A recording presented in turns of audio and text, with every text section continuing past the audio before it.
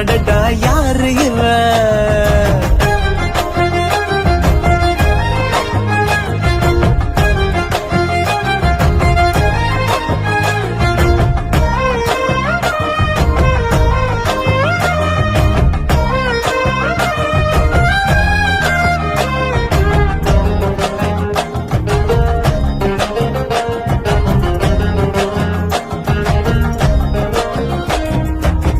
நில ஒன்று தரையில் வந்து நடக்குது எதிரில் நின்று எனக்குன்னு பிறந்தவதா என்று